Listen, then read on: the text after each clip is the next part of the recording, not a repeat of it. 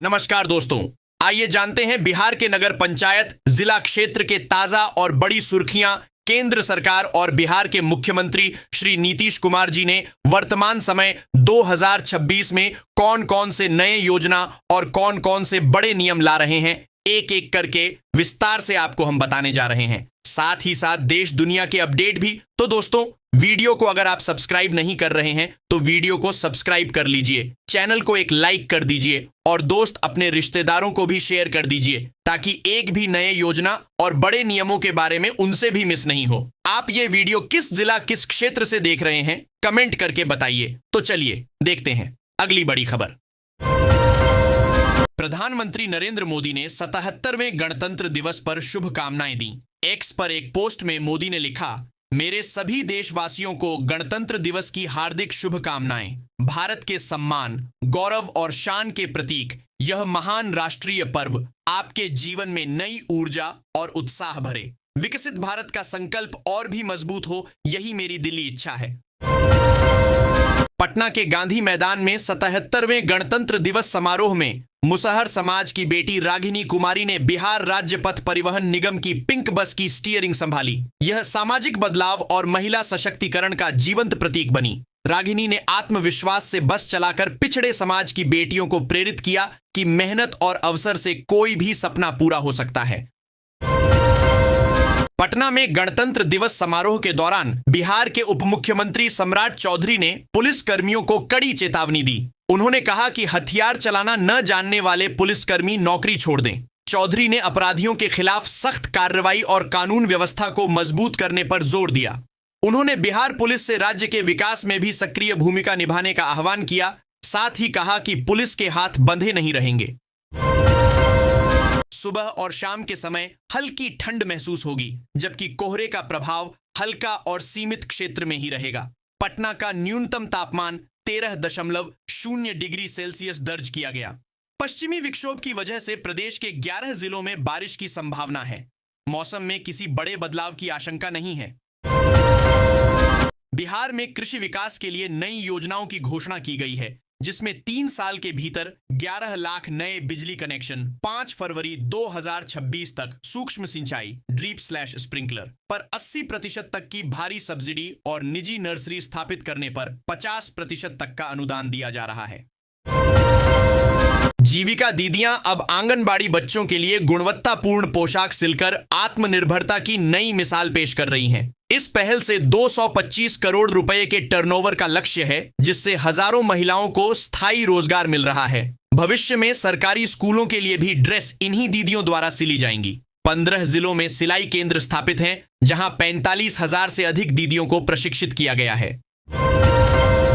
राजद की राष्ट्रीय कार्यकारिणी बैठक में तेजस्वी यादव को पार्टी का राष्ट्रीय कार्यकारी अध्यक्ष बनाया गया है। लालू प्रसाद यादव ने उन्हें पार्टी की जिम्मेदारी सौंपी। इस फैसले पर जहां गठबंधन सहयोगियों ने बधाई दी, वहीं भाजपा और जदयू ने परिवारवाद का आरोप लगाया। केंद्रीय मंत्री गिरिराज सिंह ने गणतंत्र दिवस पर तेजस्वी और राहुल गांधी पर निशाना साधते हुए वंशवादी राजनीति को लोकतंत्र के लिए खतरा बताया। बिहार सरकार किसानों और युवाओं को स्वरोजगार व पर्यावरण संरक्षण हेतु कृषि वानिकी योजना के तहत निजी नर्सरी स्थापित करने पर 50% तक अनुदान दे रही है। छोटी नर्सरी पर 5 लाख और मौजूदा नर्सरी पर 2.5 लाख तक की सहायता मिलेगी। इस योजना से लाखों की कमाई के साथ हरियाली भी बढ़ेगी। आवेदन horticulture.bihar.gov.in या बिहार कृषि ऐप पर कर सकते हैं। पटना में 77वें गणतंत्र दिवस पर राजनीतिक घमाघमी रही। गांधी मैदान में राज्यपाल ने झंडा फहराया। राजद सुप्रीमो लालू प्रसाद यादव ने राबड़ी आवास और तेजस्वी के सरकारी आवास पर ध्वजारोहण किया। नेता प्रतिपक्ष तेजस्वी यादव सार्वजनिक कार्यक्रमों से अनुपस्थित रहे, जिससे उनकी गैर मौजूदगी चर्चा का विषय बनी। लालू ने पार्टी की कमान संभाली। बिहार बोर्ड ने मैट्रिक और इंटरमीडिएट परीक्षा 2026 के लिए सख्त प्रवेश नियम लागू किए हैं। परीक्षार्थियों को परीक्षा शुरू होने से आधा घंटा पहले केंद्र में प्रवेश करना होगा, जिसके बाद गेट बंद कर दिया जाएगा और किसी भी हाल में एंट्री नहीं मिलेगी। यह नियम कदाचार मुक्त और सुव्यवस्थित परीक्षा सुनिश्चित करने के लिए है। समय पर पहुंचना छात्रों के लिए अनिवार्य है। डॉक्टर गोपालजी त्रिवेदी को पद्मश्री मिलना बिहार की कृषि और वैज्ञानिक सोच का सम्मान है। उन्होंने लीची के पुराने बागानों को पुनर्जीवित किया और जलजमाव वाले क्षेत्रों में मखाना सिंघाड़े की खेती को बढ़ावा दिया। शीतकालीन मक्का उत्पादन में भी उनका योगदान रहा। एक किसान के बेटे से कुलपति बनने तक का उनका सफर प्रेरणादायक है, जो मिट्टी और परंपरा से जुड़े रहकर किसानों के लिए समर्पित रहे। भागलपुर के कहलगांव के नंदलालपुर में शतचंडी महायज्ञ के दौरान साध्वी प्रियंका शास्त्री ने भक्ति, ज्ञान और वैराग्य पर प्रवचन दिया। उन्होंने बताया कि कलयुग में भक्ति को दृढ़ करने का एकमात्र उपाय भागवत कथा है। नारद जी और सनकादि ऋषियों के प्रसंग का वर्णन करते हुए समझाया कि भागवत कथा श्रवण से भक्ति, ज्ञान और वैराग्य पुनः सक्रिय हो उठते हैं। जहां कथा होती है वहां भगवान नारायण स्वयं वास करते हैं। उप मुख्यमंत्री सम्राट चौधरी ने पुलिस से बिहार में उद्योगों के विस्तार और आर्थिक समृद्धि में सक्रिय भूमिका निभाने का आग्रह किया। गणतंत्र दिवस पर उन्होंने कहा कि पुलिस को अब केवल कानून व्यवस्था तक सीमित न रहकर विकास में भी भागीदार बनना होगा। चौधरी ने राज्य की बढ़ती अर्थव्यवस्था और बजट का जिक्र करते हुए पुलिस को न्याय प्रक्रिया तेज करने और विकास में सहयोग देने पर जोर दिया। बिहार के 789 पीएम श्री विद्यालयों में लैंग्वेज लैब स्थापित होंगे, जिनमें भागलपुर के 25 स्कूल शामिल हैं। ये लैब छात्रों में सुनने, बोलने, पढ़ने और लिखने के कौशल को विकसित करेंगे, जिससे उन्हें विदेशों में नौकरी के अवसर मिलेंगे। साथ ही कक्षा 6 से 10 के लिए साइंस किट भी उपलब्ध कराई जाएंगी, जो छात्रों को प्रयोगों के माध्यम से विज्ञान समझने में मदद करेंगी। यह पहल शिक्षा को तकनीकी और प्रभावी बनाएगी। बरौनी बछवाड़ा रेलखंड पर 26 से 29 जनवरी तक ऑटोमेटिक सिग्नलिंग कार्य चलेगा। इस कारण एक पैसेंजर ट्रेन रद्द की गई है, जबकि 5 ट्रेनों का मार्ग बदला गया है। कुछ ट्रेनों को नियंत्रित कर चलाया जाएगा। पूर्व मध्य रेल के मुख्य जनसंपर्क अधिकारी ने बताया कि यात्रियों की सुविधा के लिए कदम उठाए जा रहे हैं। दिसंबर तक 127 route kilometre automatic block signalling का कार्य पूरा हो चुका है।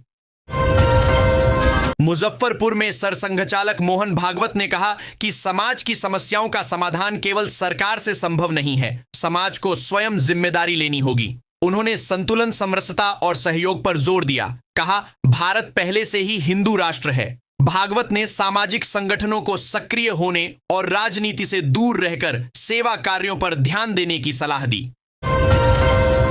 मुजफ्फरपुर के श्री राधे कृष्ण केडिया उच्च माध्यमिक विद्यालय में गणतंत्र दिवस पर बाल वैज्ञानिकों को प्रतिभा सम्मान 2026 से नवाजा गया।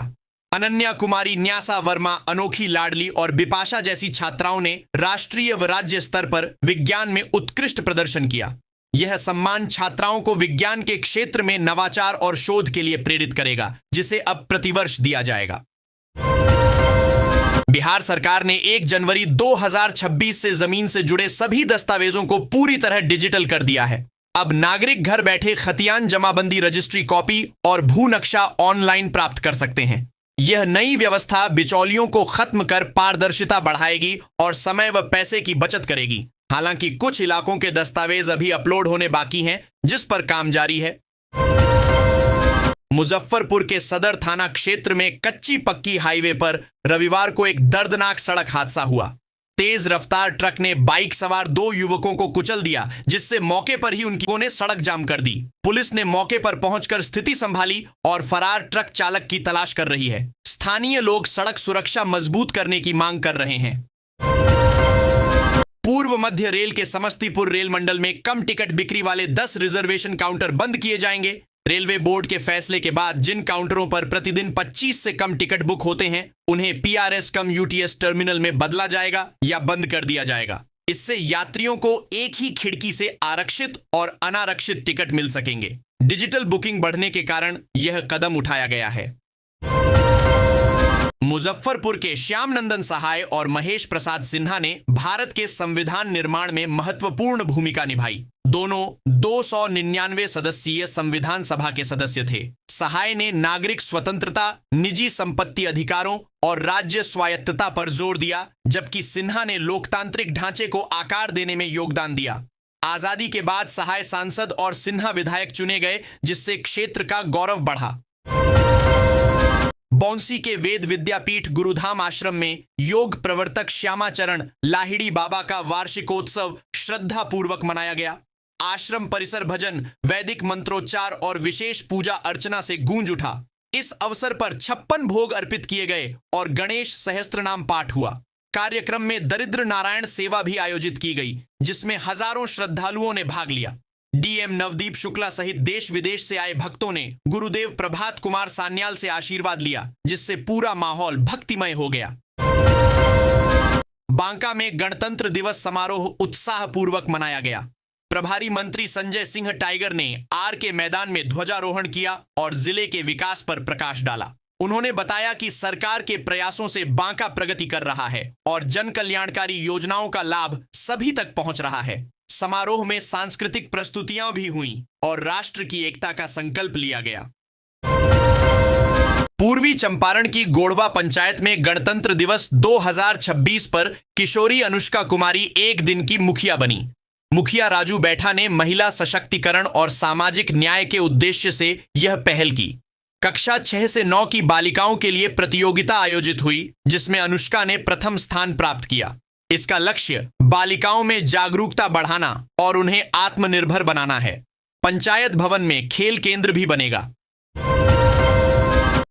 मोहन भागवत ने मुजफ्फरपुर के भूंजा क्लब की सामाजिक पहल की सराहना की। कोरोना संकट के दौरान जब लोग अलग थलग थे, आमगोला के निवासियों ने भूंजा क्लब बनाया। यह क्लब जरूरतमंदों को अस्पताल पहुंचाने, दवा और भोजन उपलब्ध कराने में सहायक रहा। शशि भूषण ने संघ प्रमुख को बताया कि कैसे यह पहल लोगों को एकजुट कर सहायता प्रदान करती थी, जिसे भागवत ने समाज को मजबूत करने वाला प्रयास बताया। ललित नारायण मिथिला विश्वविद्यालय LNMU की सिंडिकेट बैठक में 2026 से 27 बजट की समीक्षा हुई। नई शिक्षा नीति के तहत 2032 तक अनुदानित विश्वविद्यालय बनने का लक्ष्य है। आर्टिफिशियल इंटेलिजेंस और फोरेंसिक साइंस के certificate diploma UG PG course शुरू करने का निर्णय लिया गया, जिसके लिए 4 लैब खुलेंगी। बिहार पुलिस सेवा के अभ्यर्थियों को भी प्रशिक्षण मिलेगा। नरगौना स्थित म्यूजियम का जीर्णोद्धार कर इसे केवल छात्रों के लिए उपयोग किया जाएगा। उप मुख्यमंत्री विजय कुमार सिन्हा ने लखीसराय में कहा कि बिहार में माफिया राज समाप्त होगा। उन्होंने बालू, दारू और भूमि माफिया पर नकेल कसने को सरकार की प्राथमिकता बताया। सिन्हा ने अपराध, भ्रष्टाचार और नशे को बिहार की प्रगति में बाधक बताते हुए जिलाधिकारी और पुलिस अधीक्षक को इनसे लड़ने का आह्वान किया। DRM ज्योति प्रकाश मिश्र ने बापूधाम मोतिहारी रेलवे स्टेशन का निरीक्षण किया और गंदगी व बदहाल सफाई व्यवस्था पर अधिकारियों को फटकार लगाई। उन्होंने प्लेटफॉर्म की नियमित धुलाई और यूरिनल निर्माण में देरी पर भी नाराजगी जताई। DRM ने 27 अगस्त तक सभी समस्याओं का निराकरण करने का निर्देश दिया, अन्यथा कड़ी कार्रवाई की चेतावनी दी। कल्याणपुर के विशंभरापुर गांव में पुलिस ने गुप्त सूचना पर कार्रवाई करते हुए भारी मात्रा में नकली पेट्रोल डीजल जब्त किया है। रवि कुमार नामक कारोबारी को 2200 लीटर अवैध ईंधन के साथ गिरफ्तार किया गया। पुलिस ने झोपड़ी से 1 ड्रम पेट्रोल और 9 ड्रम डीजल बरामद किया। आरोपी के खिलाफ प्राथमिकी दर्ज कर न्यायिक हिरासत में भेजा गया है। पुलिस मामले की गहन जांच कर रही है और अन्य संलिप्त लोगों की तलाश जारी है। जमादार निक्कू कुमार सिंह को सराहनीय सेवा पदक मिलने से बिहार पुलिस और उनके परिवार में खुशी है। मोतिहारी पुलिस की तकनीकी शाखा में पदस्थापित निक्कू ने हथियार, मादक पदार्थ और लूट कांडों में शामिल बदमाशों की गिरफ्तारी में महत्वपूर्ण भूमिका निभाई है। 2006 में अनुकंपा पर पुलिस में शामिल हुए निक्कू वर्तमान में सहायक अवर निरीक्षक हैं। यह सम्मान उनकी ईमानदारी और लगन का प्रतिफल है। बिहार सरकार ने मुख्यमंत्री कन्या विवाह मंडप योजना के तहत पंचायतों में विवाह मंडप बनाने की पहल की है। रामगढ़वा प्रखंड की 10 पंचायतों में 5-5 लाख रुपए की अग्रिम राशि आवंटित की गई है। इन मंडपों से गरीब परिवारों को मुफ्त में शादी समारोह आयोजित करने की सुविधा मिलेगी। जीविका दीदियां इनके संचालन की जिम्मेदारी संभालेंगी, जिससे ग्रामीण क्षेत्रों में सामाजिक और आर्थिक विकास को बढ़ावा मिलेगा। बिहार ने मणिपुर को 568 रनों के विशाल अंतर से हराकर रणजी ट्रॉफी प्लेट ग्रुप का खिताब जीत लिया है। पटना के मोइनुल हक स्टेडियम में हुए इस एकतरफा मुकाबले में बिहार ने हर विभाग में शानदार प्रदर्शन किया। इस जीत के साथ ही बिहार ने 1 साल बाद रणजी ट्रॉफी के एलीट ग्रुप में अपनी वापसी सुनिश्चित कर ली है, जिससे राज्य के क्रिकेट को नया आत्मविश्वास मिला है। विकासशील इंसान पार्टी के संस्थापक मुकेश सहनी ने तेजस्वी यादव को राजद का राष्ट्रीय कार्यकारी अध्यक्ष बनाए जाने पर खुशी व्यक्त की है। उन्होंने इस निर्णय को समयोचित और दूरदर्शी बताते हुए राजद के लिए एक नए युग की शुरुआत बताया। सहनी ने कहा कि लालू यादव के स्वास्थ्य के कारण यह फैसला आवश्यक था, जो संगठन को मजबूती देगा और बिहार के विकास में सहायक होगा। भोजपुरी सिनेमा के खेसारी लाल यादव, पवन सिंह और रवि किशन फिर सुर्खियों में हैं। खेसारी ने रवि किशन पर सीधा हमला करते हुए कहा, मेरे बाप मत बनिए, और उनकी मिमिक्री की। उन्होंने इशारों इशारों में पवन सिंह पर भी तंज कसा। यह विवाद गोरखपुर महोत्सव में रवि किशन के बयान से शुरू हुआ, जिससे भोजपुरी इंडस्ट्री में पुरानी खींचतान फिर तेज हो गई है। मुख्यमंत्री नीतीश कुमार की समृद्ध यात्रा के बाद वैशाली में विकास कार्यों में तेजी लाई गई है। हाजीपुर में जल जमाव से मुक्ति के लिए स्टार्म वाटर ड्रेनेज योजना 15 दिनों में शुरू होगी। ऐतिहासिक बरेला झील को इको टूरिज्म पार्क बनाया जा रहा है, जबकि 1243 एकड़ में औद्योगिक पार्क विकसित होगा। जिले में 5 नए पावर सब स्टेशन, महिला स्वयं सहायता समूह और सुधा डेयरी बूथ भी स्थापित किए जाएंगे, जिससे समग्र विकास सुनिश्चित होगा। सहरसा के वार्ड नंबर 17 पासवान टोला में ईसाई मत के लोगों द्वारा प्रलोभन देकर धर्म परिवर्तन कराने का मामला सामने आया है। स्थानीय लोगों ने बाहरी व्यक्तियों को संदिग्ध गतिविधियों में लिप्त पाया, जहां मतांतरण के लिए 50,000 रुपए और नाबालिग लड़की देने का प्रलोभन दिया जा रहा था। भीड़ ने पुलिस को सूचना दी, जिसके बाद 2 व्यक्तियों को हिरासत में लिया गया। पुलिस अधीक्षक मामले की जांच कर रहे हैं। यह लेख बिहार के कोसी क्षेत्र, विशेषकर सुपौल जिले के स्वतंत्रता सेनानियों के भारत की आजादी में दिए गए महत्वपूर्ण योगदान पर प्रकाश डालता है। इसमें पंडित राजेंद्र मिश्र, खूब लाल मेहता और शिव नारायण मिश्र जैसे कई स्थानीय नायकों का उल्लेख है, जिन्होंने ब्रिटिश शासन को उखाड़ फेंकने के लिए अपना जीवन समर्पित कर दिया। इस मिट्टी से शुरू हुए उनके संघर्ष और बलिदान अविस्मरणीय हैं। गन्ना उद्योग मंत्री संजय कुमार ने मुंगेर के पोलो मैदान में गणतंत्र दिवस पर झंडोत्तोलन किया। उन्होंने मुख्यमंत्री नीतीश कुमार के नेतृत्व में बिहार की उपलब्धियां गिनाई, जिसमें 1147 नए शिक्षकों की नियुक्ति, शिक्षा, स्वास्थ्य, औद्योगिक विकास और पर्यटन में प्रगति शामिल है। मंत्री ने बालिका प्रोत्साहन योजनाओं, पेंशन वृद्धि और विभिन्न विकास परियोजनाओं पर भी प्रकाश डाला, जो मुंगेर जिले में हो रहे हैं। मधेपुरा के पुरैनी प्रखंड में 2 दिवसीय कृषि यांत्रिकरण सह कृषि प्रदर्शनी मेला का उद्घाटन कृषि मंत्री रामकृपाल यादव ने किया। उन्होंने घोषणा की कि मधेपुरा को कृषि नवाचार का मॉडल जिला बनाया जाएगा। सरकार किसानों को सीधे बाजार से जोड़ने, बीजों पर सब्सिडी देने और नई तकनीक अपनाने पर जोर दे रही है। इसका उद्देश्य किसानों को निर्यातक और उद्यमी बनाना तथा कोसी क्षेत्र में रोजगार सृजित करना है। गणतंत्र दिवस पर जहां देश शहीदों को याद करता है, वहीं सोनो जमुई में स्वतंत्रता सेनानियों के वंशज आज भी गरीबी, बेरोजगारी और उपेक्षा का सामना कर रहे हैं। ठाकुर यमुना प्रसाद, जनार्दन प्रसाद और बंधु मेहतो जैसे वीरों के परिवार सम्मानजनक जीवन से वंचित हैं। यह लेख उनके संघर्षों को उजागर करता है और सरकार से उनके लिए ठोस पहल की मांग करता है, ताकि उन्हें सच्ची श्रद्धांजलि दी जा सके।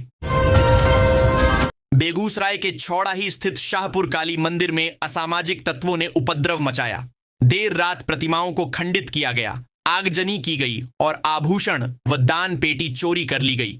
घटना से गांव में तनाव है। पुजारी दंपति सदमे में हैं।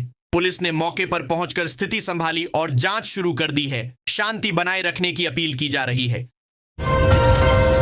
बक्सर जिले में 26 जनवरी से 31 मार्च तक राजस्व महाअभियान चलाया जाएगा। इसका मुख्य उद्देश्य 2025 के लंबित आवेदनों, डिजिटल जमाबंदी त्रुटियों, छूटी जमाबंदियों को ऑनलाइन करने और उत्तराधिकार/बंटवारा नामांतरण मामलों का तेजी से निपटारा करना है।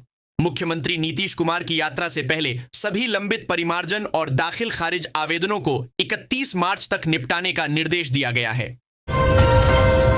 गया जंक्शन पर ओन ऑपरेशन नारकोस के तहत आरपीएफ, जीआरपी और सीआईबी की संयुक्त टीम ने बड़ी कार्रवाई की। पुरुषोत्तम एक्सप्रेस के सामान्य कोच से लगभग 7 लाख रुपए मूल्य का 14 किलोग्राम प्रतिबंधित गांजा बरामद किया गया। यह लावारिस हालत में मिला। जीआरपी ने एनडीपीएस एक्ट के तहत प्राथमिकी दर्ज कर ली है और गांजा तस्करी नेटवर्क की गहन जांच कर रही है। भागलपुर नगर निगम ने शहर को आकर्षक बनाने के लिए व्यापक कार्य योजना तैयार की है। इसमें चौक चौराहों का विकास, स्वच्छता सर्वेक्षण पर ध्यान और सार्वजनिक स्थलों का सौंदर्यीकरण शामिल है। खलीफा बाग चौक पर भामाशाह की प्रतिमा स्थल का विकास होगा, तिलका मांझी पार्क समाधि स्थल बनेगा और एसएसपी आवास के पास वर्टिकल गार्डन बनेगा। शहर के 4 प्रवेश द्वारों का भी विशेष डिजाइन से विकास किया जाएगा। 77वें गणतंत्र दिवस के अवसर पर मुजफ्फरपुर जिले में भव्य समारोह का आयोजन किया गया। जिला मुख्यालय स्थित पंडित जवाहरलाल नेहरू स्टेडियम में आयोजित इस कार्यक्रम में राज्य सरकार के उप मुख्यमंत्री सह जिला प्रभारी मंत्री विजय कुमार सिन्हा ने झंडोत्तोलन किया और तिरंगे को सलामी दी। बिहार के उप मुख्यमंत्री और राज्य के गृह मंत्री सम्राट चौधरी ने पटना हॉस्टल कांड को लेकर पुलिस अधिकारियों के साथ बैठक की। पटना हॉस्टल कांड में एफएसएल रिपोर्ट आने के बाद छात्रा से आशंका पुष्ट हुई है। इसके बाद रविवार को डिप्टी सीएम सम्राट चौधरी ने हत्या की जांच कर रहे सीनियर पुलिस अधिकारियों के साथ एक हाई लेवल मीटिंग की और पुलिस को खुली छूट देते हुए कहा कि जो भी दोषी है उसे बिना देरी के गिरफ्तार करें।